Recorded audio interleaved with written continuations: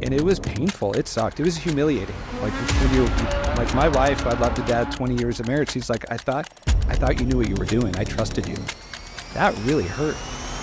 I really got into rentals early. It actually changed what I thought I wanted to do for a living. I thought I wanted to be a doctor. And then my wife was like, okay, if you made 50 grand a year, would you be a doctor? I'm like, no, that's stupid.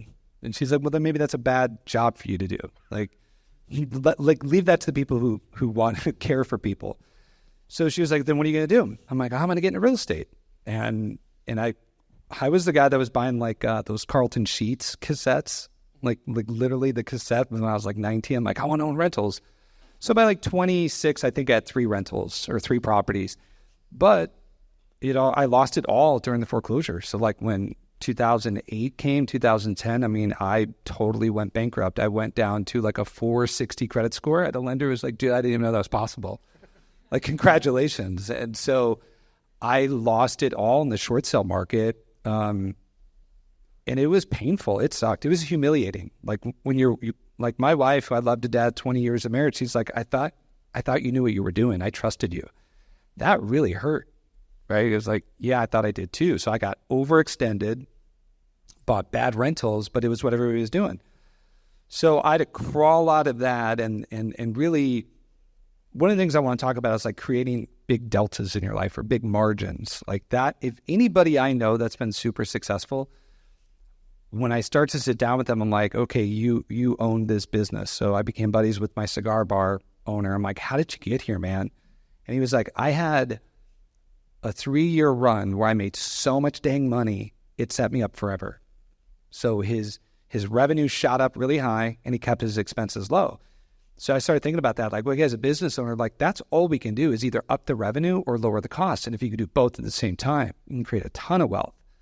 And so that's kind of been my journey. Was I took a drastic change to my real estate team through no fault of the team. The team was right. It's just the math is wrong, right? And so once I got that set, it gave me an 18-month run where I created a ton of money. And then I put that into real estate. And Jerem talked to me about pad splits out in Vegas.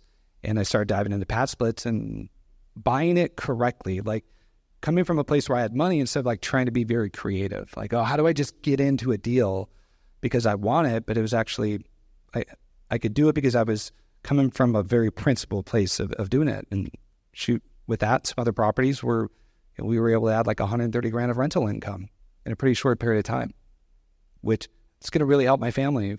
That is super expensive to care for a 7-person family. How many weddings are you going to pay for too? You got hopefully 4. We have 4 girls. Yeah. 1 boy. So it is creating those margins. And that's really my passion now. It's like, how do we take businesses? And what I did in 1 year, we're all friends with Chet Black. John Chet Black always says people move the money. And people do move the money, but the right people with the wrong pay like actually steals your money. So you got to get the right people with the right pay to do the money. So how many people have read the book Buy Back Your Time by Dan Martell? Like, everybody I know that's crushing it reads that book. So if you haven't raised your hand, I'm not saying you're not crushing it, but it's like when I interview, I'm like, that book is so instrumental. So here's the formula. I want everybody to do some math right now. Can I shift to like wages to math? You guys okay if he teaches a math lesson? Yeah. I want some participation. So here's what Dan Martell says, like, don't grow a business, buy back your time.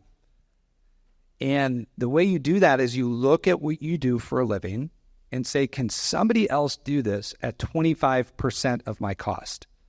So if you can do that, you hire that person, you never do that activity ever again. Even if you can't, you just don't. And then you move on and you move on and you move on. So the biggest difference between me today than I was 2 years ago is I already put in 40 hours of work today at a fraction of the cost, right? So we've got people working for us, but I was able to shave like $500,000 of overhead because I got my labor costs really down. So let's do this math.